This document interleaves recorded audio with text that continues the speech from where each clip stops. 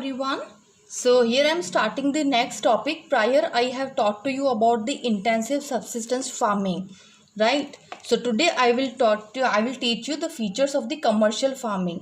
Now as the name is clear that commercial means the production is there in the agriculture sector, but that is on the large scale to sell in the market, क्योंकि commercial का मतलब हो गया कि trading के लिए जो हम यूज़ करते हैं, तो वो वाली फार्मिंग होगी यहाँ पे, ठीक है, बिकॉज नेम से ही पता चल रहा है।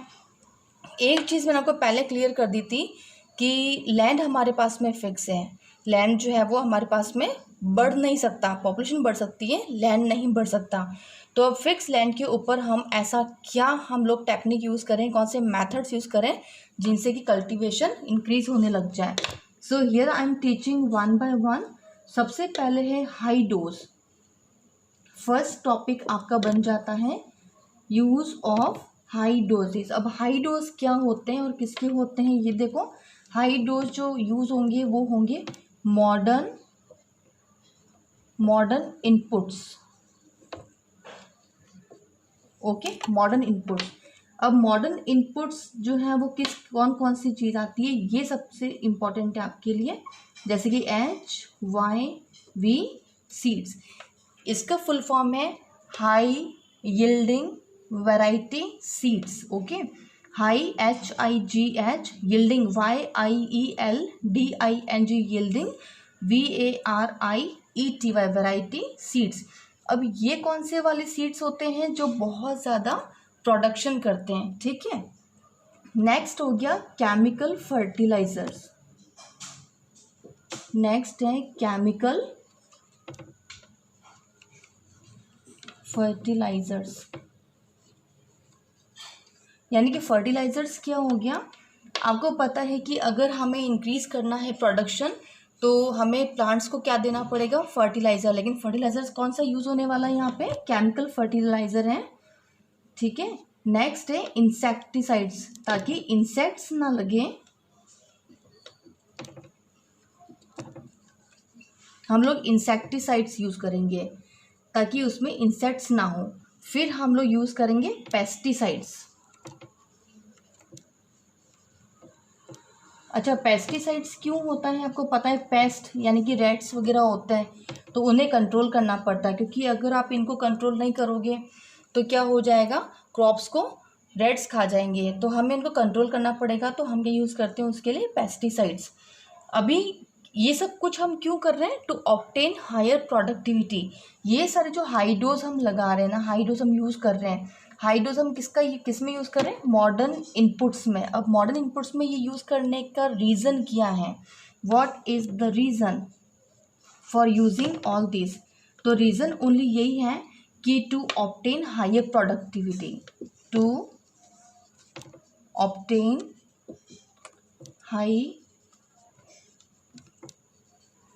Higher productivity.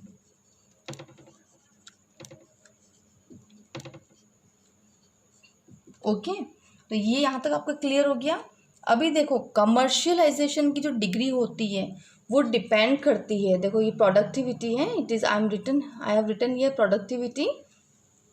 सो अभी डिपेंड करती है कि इसके अंदर में कितना एरिया आ रहा है, यानी कि कुछ रीजन जो होते हैं, कुछ रीजन्स होते हैं वो ज़्यादा प्रोड्यूस करते हैं हाई लेवल पे, जैसे कि rice is a commercial crop in Haryana, okay, क्योंकि हरियाणा में जो मेन फूड क्रॉप है, स्टेबल क्रॉप है, वो कौन सा है, वीट है। लेकिन वहाँ पे अगर राइस प्रोडक्शन होता है तो किसके लिए होता है, मार्केट में सेल करने के लिए। But in Orissa it is a subsistence crop, क्योंकि वहाँ पे बेसिकली वही खाई जाती है, okay. So plantation is also a type of commercial farming. तो अब कमर्शियल फार्मिंग में जो नेक्स्ट है वो क्या आने वाली है, देखो आप इसका स्क्रीनशॉट ले सकते हो। सो प्रोडक्टिविटी है ना, it is written here productivity. So next I am starting here for you, so that is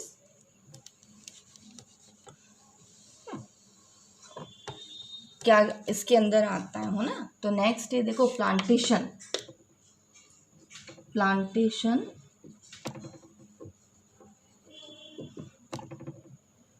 plantation is also a type of commercial farming and it is a type of farming where a single crop is grown on a large area. तो plantation क्या हो गया, जहाँ पे ये single crop grow होती है large area पे. Okay, so definition you can write, I am reading again for you. In this type of farming, a single crop is grown on a large area. तो देख लो आप, single crop grown on large area. ये क्या हो गई इसकी definition.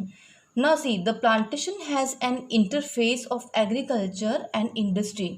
Plantation cover large area, the large tracts of land using capital intensive inputs with the help of migrant laborers. So all the produce is as raw material is respective industries. So now see, in India tea coffee just जो example है, इसके example जो हैं वो कौन कौन से रहेंगे आपके, वो मैं आपके लिए लिख देती हूँ यहाँ पे. इसके एग्जांपल्स हैं टी, कॉफ़ी, देन रबर,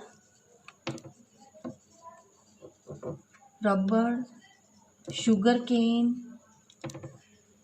कई बार एग्ज़ाम में इसके आपको एग्जांपल्स पूछ लेते हैं कि कौन कौन से प्लांटेशन क्रॉप होती है, तो वो आपको बतानी होती है. ठीक है, तो ये आपने देखा होगा कि एक ही लैंड पर कई बार क्या होता है कि एकर्स ऑफ लैंड पर सेम ही क्रॉप वहाँ पे ग्रो की जाती है. तो ये किस में आ गया, प्लांटेशन में. अच्छा, बेसिकली आपको पता है कि टी कहाँ पे होती है, आसाम में. और कई बार एग्ज़ाम में पूछ लेते हैं, टी और कॉफ़ी के एरियाज़ आपको पूछ लेते हैं. सो टी कहाँ पे होती है, आसाम. ये जो टी है ये होती है आसाम, है ना. So I am writing here tea basically Assam and north Bengal में होती है. ओके, देन कॉफ़ी कहाँ पे होती है, बेसिकली कर्नाटक में. So coffee in Karnataka. तो ये आप लिख लो यहाँ पे, कॉफ़ी कर्नाटका.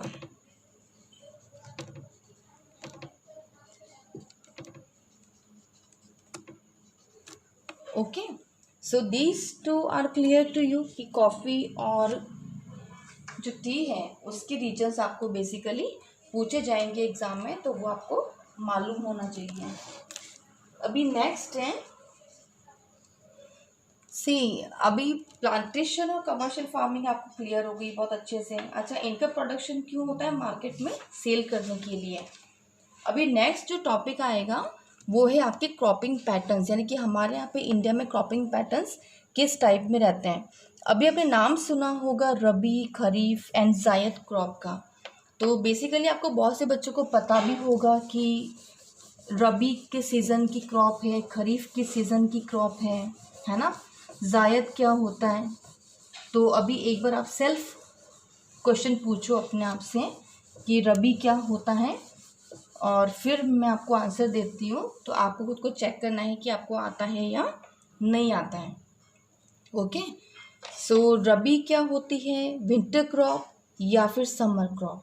अच्छा, खरीफ कौन सी होती है, समर या विंटर.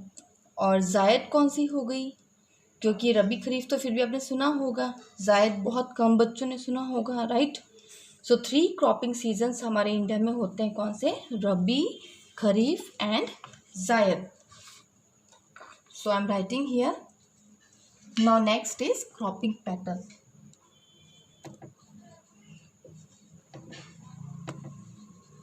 क्रॉपिंग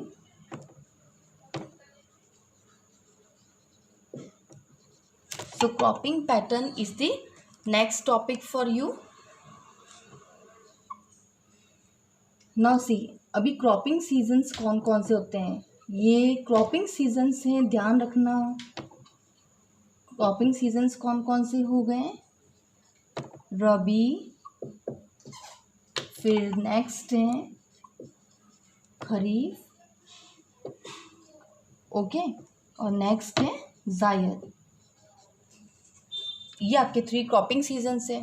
अगर एग्ज़ाम में आपके मल्टीपल चॉइस में क्वेश्चन आ जाए जिसमें कि रबी, खरीफ और जायद दे रखा हो और एक आपके कोई और ऑप्शन आ जाए तो आपको इन 3 को उसमें इंक्लूड करना है और एक जो ऑड है उसको निकाल देना है ना। Rabi crop are sown in the winter, अब ये आपको ध्यान रखना है।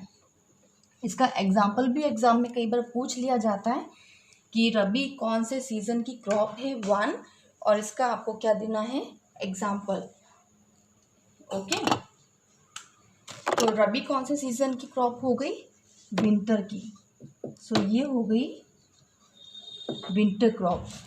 सो it is sown in the winter from October to December and harvested in the summer from April to June. और यही सबसे इम्पॉर्टेंट है, यहाँ पे आपके बहुत सारे क्वेश्चन बन जाते हैं। देखो आपको बहुत ध्यान से लिखना है रबी।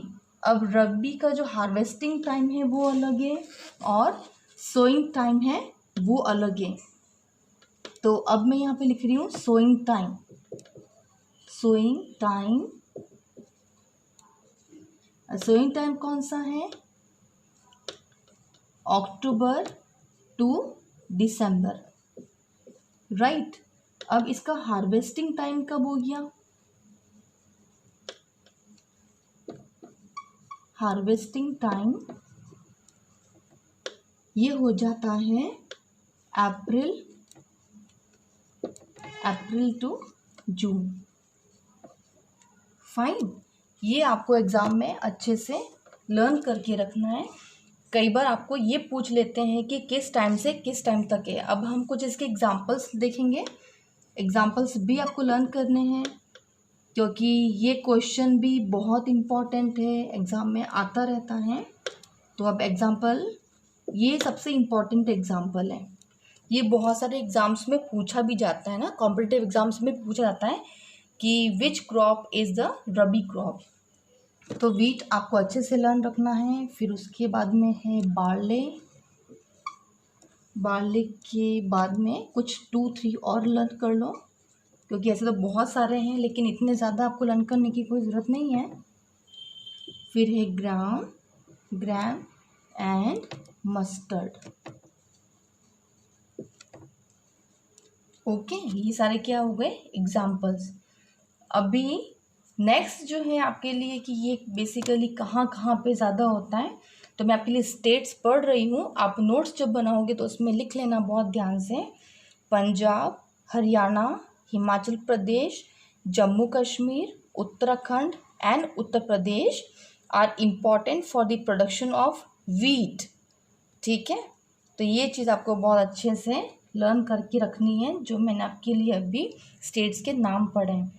अच्छा, the success of the green revolution in the Punjab, Haryana, western Uttar Pradesh and parts of Rajasthan has also been an important factor in the growth of above mentioned rabi crops. अब क्योंकि आपको मैंने प्रीवियस क्लास में पढ़ाया था, देखो कि ग्रीन रिवॉल्यूशन क्या है, व्हाट इज़ ग्रीन रिवॉल्यूशन। तो ग्रीन रिवॉल्यूशन 1960s में स्टार्ट हुआ था to overcome from the problem of the less production of crops. So it was started in India in 1960 और इसके बेनिफिट्स क्या हुए थे कि प्रोडक्शन जो है वो एकदम से इंक्रीज़ हो गया। और बेसिकली कौन सी वाली क्रॉप में नोटिस किया गया था, ये वीट में। और वीट में भी कौन से रीजन्स में, पंजाब और हरियाणा। ओके, तो यहाँ तक आपको क्लियर हो गया।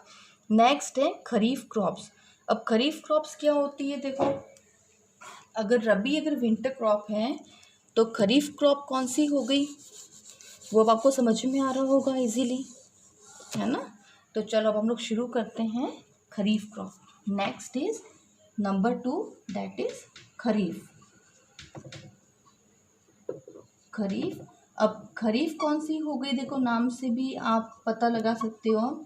आपको सिर्फ कोई भी एक लर्न करनी है, जैसे आपने रबी लर्न कर ली और अभी विंटर क्रॉप है तो ऑब्वियसली खरीफ कौन सी हो जाएगी, समर क्रॉप हो जाएगी।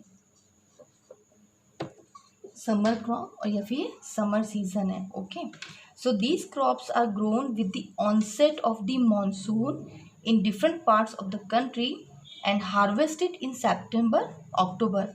अब now you know that when the monsoon approaches, so monsoon basically approaches in India in June month. Okay, so अब हम यहाँ पे लिखेंगे इसका सोइंग टाइम.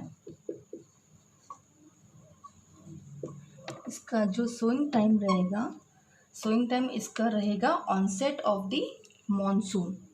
सो नियरली हम इसको लिख देते हैं जून में. ठीक है, और हार्वेस्ट कब होगा ये? हार्वेस्टिंग टाइम ये हो जाएगा इसका सितंबर टू अक्टूबर. ओके, इसका हार्वेस्टिंग टाइम हो गया. ना कौन कौन से इम्पोर्टेंट क्रॉप्स हैं, कुछ इसकी इम्पोर्टेंट क्रॉप्स देख लो. एक इम्पॉर्टेंट क्रॉप है जो मैक्सिमम एग्ज़ाम में आती है, वो मैं आपके लिए लिख दे रही हूँ यहाँ पे. वो है राइस. और राइस को ही हम लोग क्या बोलते हैं? Paddy crop. तो राइस को ही हम लोग पैडी क्रॉप कहते हैं. आपको अच्छे से याद रखना है, एक बहुत इंपॉर्टेंट क्वेश्चन आने वाला है राइस का आगे. तो राइस, मेज, jowar, bajra, tur, urad, cotton, jute, groundnut and soybean. फिर आपके लिए रिपीट कर रही हूँ, आप लिख सकते हो कौन कौन से क्रॉप्स रहेगी इसमें. राइस, मेज, jowar, bajra, tur, moong, urad, cotton, jute, groundnut, soybean. Okay, ये आपने लिख लिया. अभी देखो किन किन रीजन्स में राइस होता है बेसिकली. ये होता है आसाम, वेस्ट बंगाल, उड़ीसा, आंध्र प्रदेश, तमिलनाडु, केरला, महाराष्ट्र. ओके, सो ये कुछ इम्पॉर्टेंट प्लेसेस हैं बिहार जैसे, जहाँ पे कि राइस जो है वो बहुत ही लार्ज स्केल पर प्रोड्यूस होता है. Now the paddy has also become an important crop of Punjab and Haryana. अभी जस्ट हमने पहले डिस्कस किया था कि राइस जो है पंजाब हरियाणा की कौन सी क्रॉप है? कमर्शियल क्रॉप है. तो अभी वहाँ पे ये बहुत लार्ज स्केल पे ग्रो करनी शुरू की है. Now in the states like Assam, West Bengal and Orissa, 3 crops of paddy are grown in a year and these are ओस, अमन, बोरो. अब ये इंपॉर्टेंट क्वेश्चन है आपके लिए. तो राइस की 3 क्रॉप्स ली जाती है. अब कौन सी 3 क्रॉप्स ली जाती है? देखो मैं आप पे लिख रही हूँ, आप लिख लो साथ में. ओस, अमन एंड बोरो. ओस, अमन एंड बोरो. और ये 3 क्रॉप्स कहाँ पर ली जाती है? लिखो, आसाम, वेस्ट बंगाल, उड़ीसा. ठीक है, कहाँ पे है? Assam, West Bengal and Odisha. यहाँ पर ही ली जाती है. और ये इम्पॉर्टेंट क्वेश्चन बनता है आपका यहाँ से. क्वेश्चन आपके ये भी आ सकता है कि कौन सा पैडी क्रॉप का टाइप नहीं है. तो 3 मिल जाएंगी आपको, ओस, अमन, बोरो, और एक आपको कोई और मिल जाएगा. तो you have to odd one out. अब जायद क्रॉप हो गई, एक आपके लास्ट बची है. इसमें कौन सी? जायद क्रॉप. ये लिख लिया आपने. चलो अब आगे बढ़ें.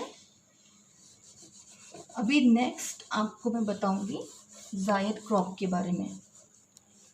होप कि आपको समझ में आ रहा होगा अच्छे से.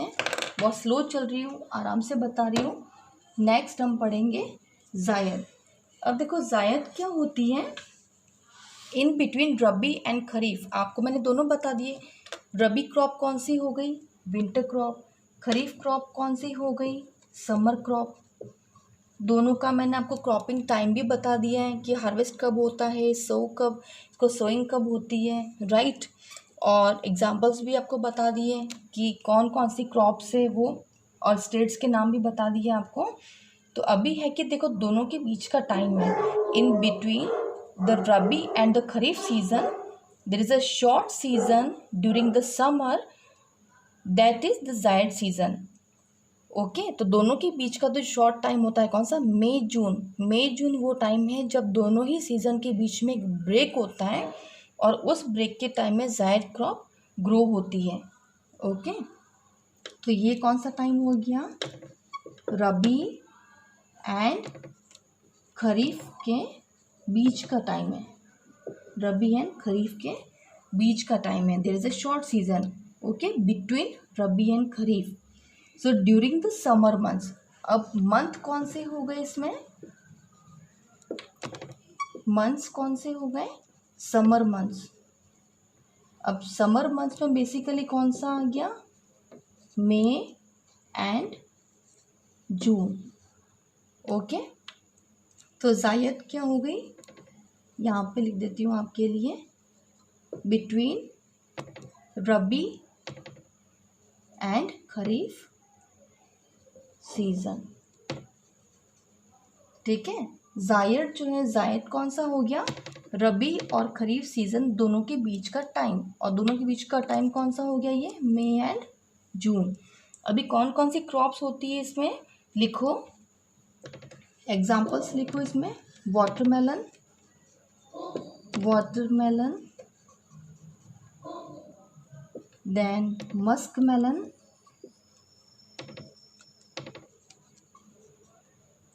कौन सा हो गया, ये आप जो खरबूज तरबूज खाते हो ना, ये वही है, क्यूकम्बर, फिर वेजिटेबल्स,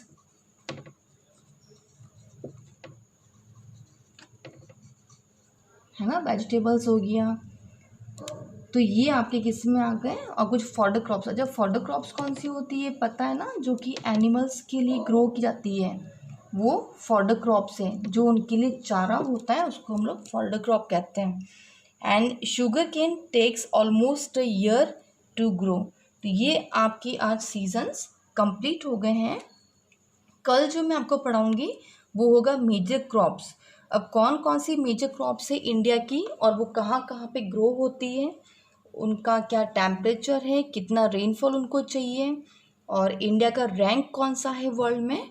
तो वो सारी चीज़ें हम लोग नेक्स्ट वीडियो में डिस्कस करेंगे। Till then bye bye.